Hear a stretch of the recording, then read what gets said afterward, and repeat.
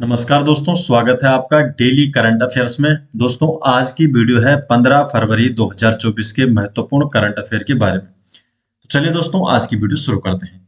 आज की वीडियो का क्वेश्चन नंबर 1 है, हाल ही में अंतर्राष्ट्रीय न्यायालय का नया अध्यक्ष किसे नियुक्त किया गया है?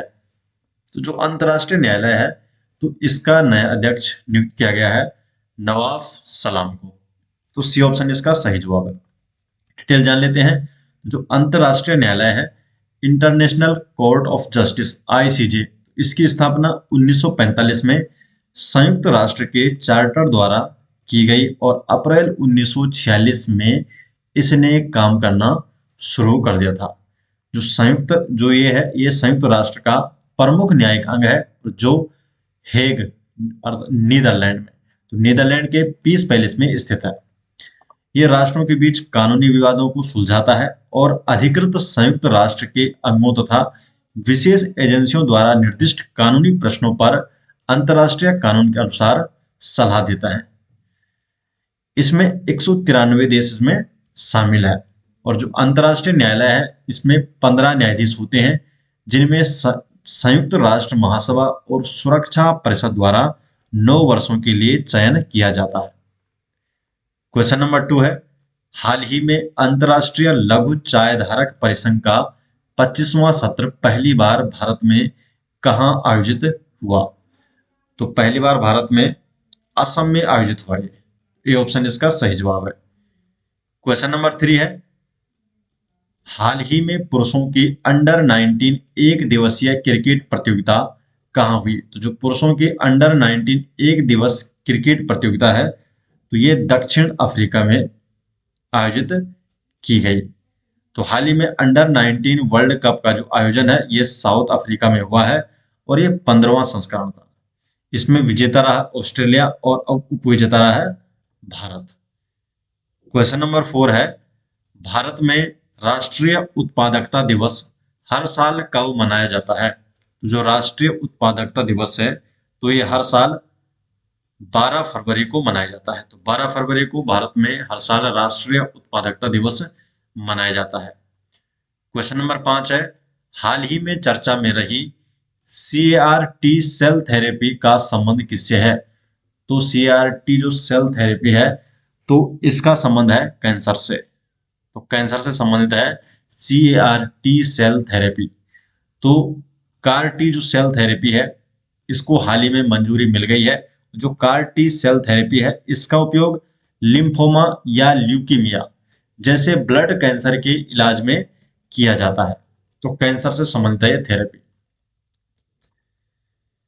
क्वेश्चन नंबर 6 है, भारत के पहले चीफ ऑफ डिफेंस स्टाफ दिवंगत जनरल बिपिन रावत की प्रतिमा का अनावरण कहाँ किया गया है? तो दिवंगत जनरल बिपिन रावत की जो प्रतिमा है, तो इसका अनावरण किया गया है देहरादून में। तो डी ऑप्शन इसका सही जवाब हो जाएगा। डिटेल जान लेते हैं। तो रक्षा मंत्री राजनाथ सिंह ने हाल ही में देहरादून में भारत के पहले चीफ ऑफ डिफेंस स्टाफ दिवंगत जनरल बिपिन रावत की प्रतिमा का अनावरण किया है। तो देहरादून में इस प्रतिमा का अनावरण किया गया और भारत के जो वर्तमान चीफ ऑफ डिफेंस स्टाफ है, general Anil Chauhan. Question number 7 है, संगीत नाटक अकादमी अपना पहला क्षेत्रीय दक्षिण भारत सांस्कृतिक केंद्र कहां स्थापित करेगी? तो ये किया जाएगा हैदराबाद में स्थापित। संगीत नाटक अकादमी हैदराबाद में दक्षिण भारत सांस्कृतिक केंद्र स्थापित करेगी। जो संगीत नाटक अकादमी का अपनी तरह का ये पहला क्षेत्रीय केंद्र हैदराबाद में स्थापित किया जाएगा।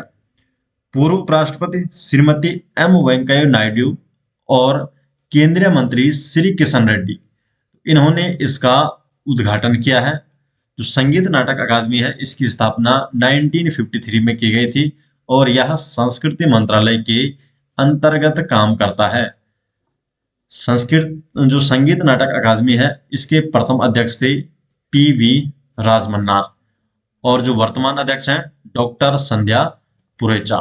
मुख्यालय इसका दिल्ली में। क्वेश्चन नंबर 8 है, शिक्षा मंत्रालय ने देश में फुटबॉल खेल को बढ़ावा देने के लिए किसके साथ समझौता किया है? तो फुटबॉल खेल को बढ़ावा देने के लिए फीफा के साथ समझौता किया गया है। तो सी ऑप्शन इसका सही जवाब है। तो देश में स्कूल स्तर पर फुटबॉल के खेल को बढ़ावा देने के लिए शिक्षा मंत्रालय ने federation international D football association FIFA तो इसके साथ समझौता किया है।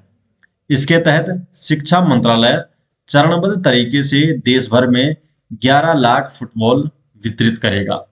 जो केंद्रीय शिक्षा मंत्री हैं धर्मेंद्र प्रधान, तो धर्मेंद्र प्रधान ने 9 फरवरी को फुटबॉल फॉर स्कूल्स कार्यक्रम के तहत ओडिशा के 17 जिलों के 1260 स्कूलों में फुटबॉल का वितरण किया था।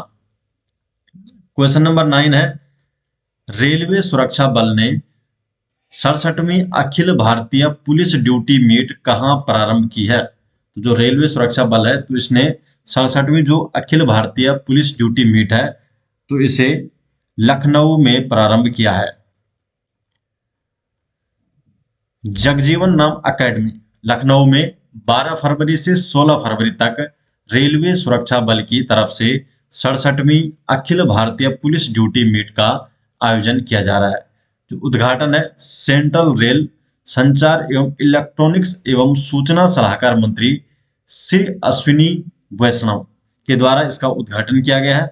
उद्देश्य क्या है? अपराधियों की वैज्ञानिक पहचान और जांच करना, तो ये इसका उद्देश्य है। क्वेश्चन नंबर 10 है, हाल ही में केरल सरकार ने केपीपी नाम्बियार अवार्ड 2024 से किसे सम्मानित किया है? तो जो केरल सरकार द्वारा जो केपीपी नाम्बियार अवार्ड 2024 है तो इस अवार्ड से एस सोमनाथ को सम्मानित किया है। डिटेल जान लेते हैं।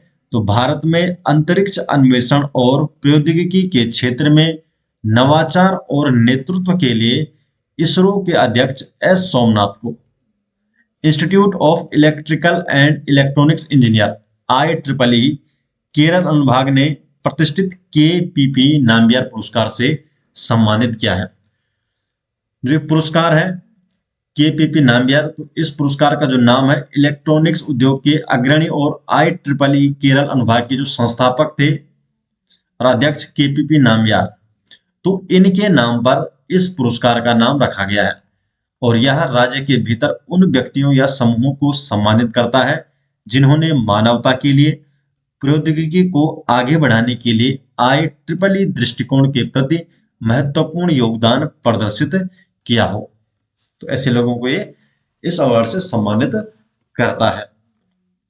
क्वेश्चन नंबर 11 है, हाल ही में महर्षि दयानंद सरस्वती की 200वीं जयंती मनाई गई। इनका जन्म कहाँ हुआ था?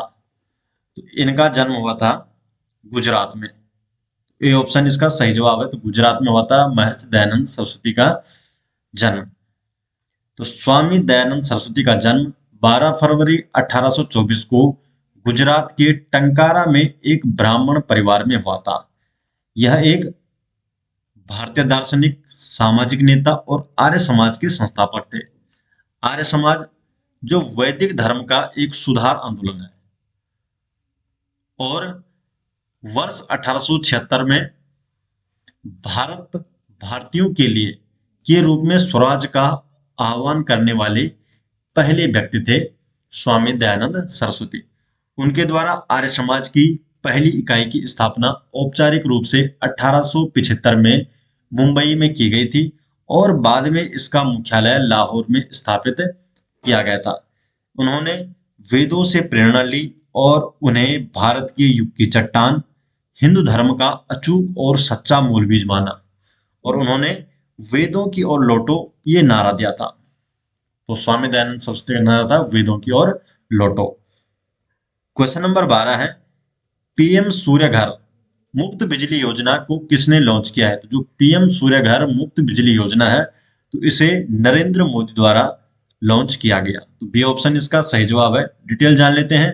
तो प्रधानमंत्री नरेंद्र मोदी ने पीएम सूर्य घर मुफ्त बिजली योजना को लॉन्च किया है और इस योजना के तहत 1 करोड़ घरों को 300 यूनिट तक मुफ्त बिजली प्रदान की जाएगी। इस योजना पर 75,000 करोड़ से अधिक खर्च किया जाएगा और सोलर पैनल लगाने की योजना की जो घोषणा है ये केंद्रीय वित्त मंत्री निर्मला सीतारमण ने 2024-25 की जो अंतरिम बजट है तो इसके दौरान की थी।